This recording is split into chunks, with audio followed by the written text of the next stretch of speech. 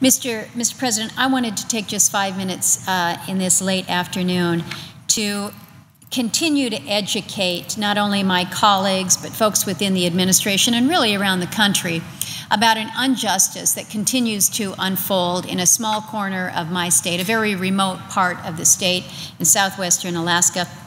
A small community by the name of King Cove, about 950 people that live in King Cove. And I have been fighting now since I came to the United States Senate. And before I came, my father took up this fight in an effort to get a small connector road, a small 10-mile, one-lane gravel, non-commercial use road that will allow the people of King Cove access to an all-weather airport so that they can get out in the event of medical emergencies. Well, Mr. President, we had another one last night. Another one last night. I got an email saying that the weather had just completely taken over in the Gulf and King Cove, and there was an emergency call that went out, a 58-year-old fisherman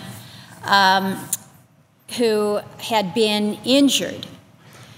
He'd been out on a Seattle-based processor called the MV Golden Alaska.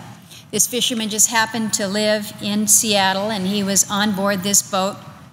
They were out near Unimak Island, which is out towards the chain in the North Pacific, when this fisherman was accidentally sprayed with a high-pressure hose, and it severely injured his eye. It was 1 o'clock, 1 a.m., when this incident happened. So you've got this big vessel, this big processing vessel, 305 foot. It was headed from Dutch Harbor to Seattle when the accident happened. I don't have a map with me, but if you can just envision, there's a lot of big, wide open ocean, and medical care is a long, long way away. And this fisherman couldn't wait for that medical care. The closest deepwater port was King Cove. Well, King Cove got the word that they had this injured fisherman on board, and they said, look, our clinic can't handle somebody that has critical needs. See if you can take the boat over to Cold Bay so that not necessarily he can get medical care, but so that he could get on an aircraft out of Cold Bay that could fly him the 600 miles or thereabouts to Anchorage for the medical care that he needed.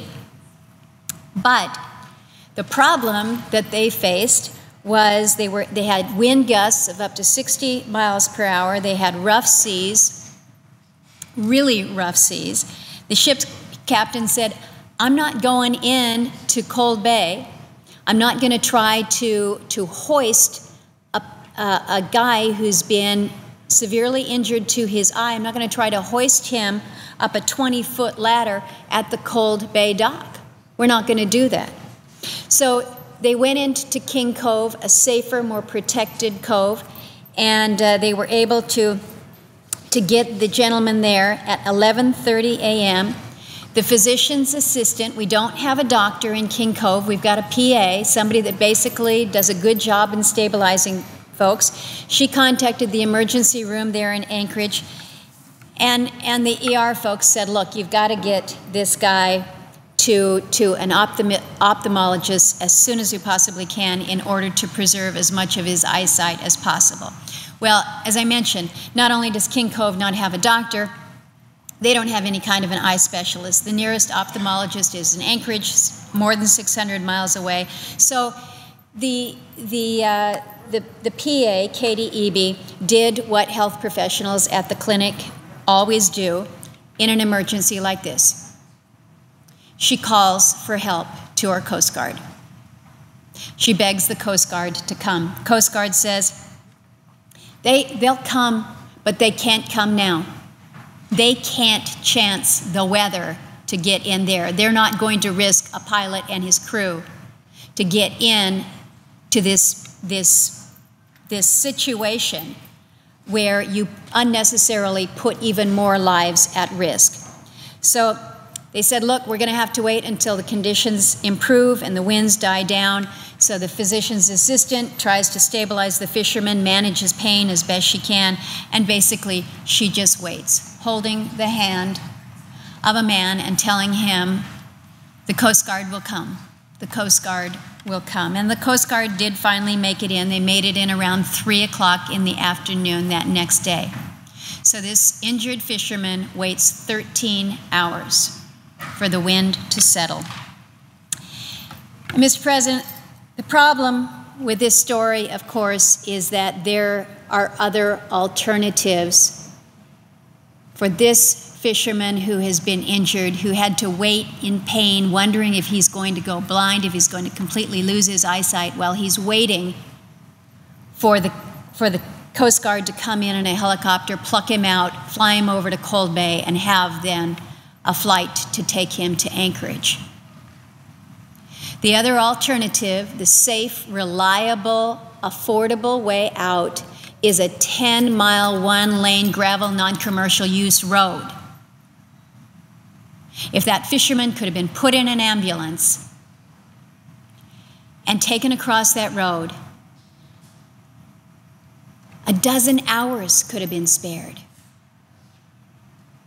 And Mr. President, this medevac yesterday marks the 5th medevac by the Coast Guard in this current year. In 2014, we have had 5 Coast Guard medevacs.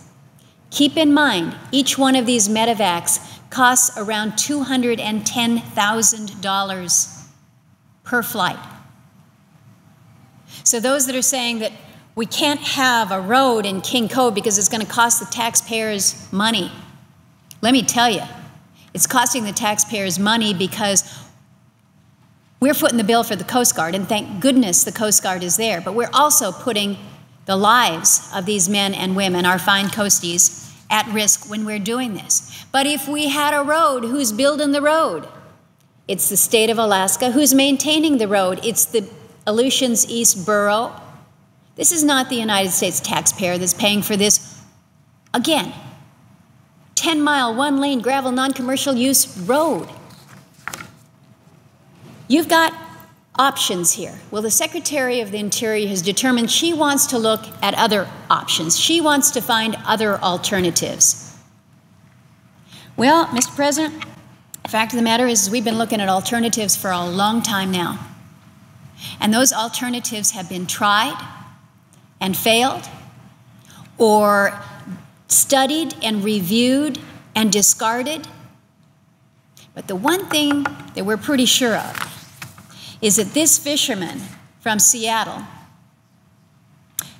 who got injured and had to wait 13 hours to get out, we're pretty sure that we could have put him on an ambulance across that road if one existed, and that he would not have had to wait for 12 hours. We're pretty sure that the 63-year-old woman who suffered heart issues on Valentine's Day and had to wait hours and hours and hours for the Coast Guard to pluck her out of King Cove before she was able to safely make it to the hospital in Anchorage.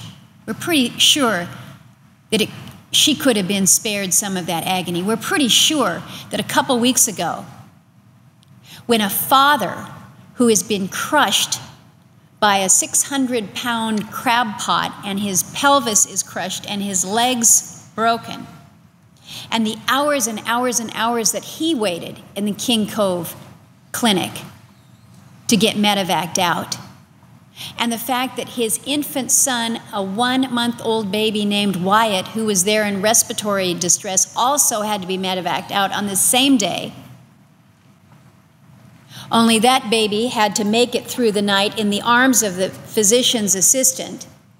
And that PA, knowing and feeling that that infant was in distress and actually felt him stop breathing. If we'd had a road, in place, the agony of not only the individuals who have been injured, but the loved ones who care about them. There are better alternatives, Mr. President, and it's very clear to me that the alternative that works, that works for the people who live there and the people who are in the area, the fishermen.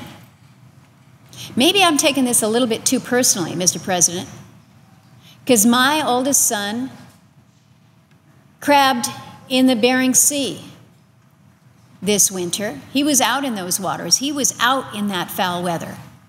He was working in a very dangerous industry. If anybody's ever watched Deadliest Catch, you know what I'm talking about. Both my sons fish in these areas. They go through the Gulf of Alaska. They go through Unimak Pass every year as fishermen. And if something should happen to them or somebody else on their crew, and the closest deep water port for them happens to be King Cove, but the weather is to the ground,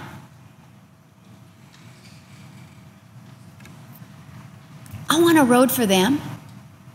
I want a road for the people in King Cove. I want a road for the Seattle fisherman who is transiting back. Because it's a lifeline, Mr. President. It's a way to get to help. And right now, the one thing that's keeping these people from getting help is the Secretary of the Interior. Because she has concluded that we cannot build a 10-mile, one-lane gravel non-commercial use road without disturbing the waterfowl, the black brant, and the geese that go through the Eisenbeck. We all heard my story on this many, many times before. Many, many times before. We know that we can build this small road and have it coexist peacefully with the birds that go through there. We know that the people who live there will continue to care for the waterfowl and the wildlife just as they have for thousands of years. So, Mr. President, I don't want to keep coming to the floor and ranting about why we need this road. I don't want to make it appear that we're sensationalizing injuries of men and women and children for purposes of winning this fight. But, Mr. President, I'm not going to have somebody die out there when we could have found a safer and saner path forward. So I'm going to keep coming to the floor. I'm just hoping that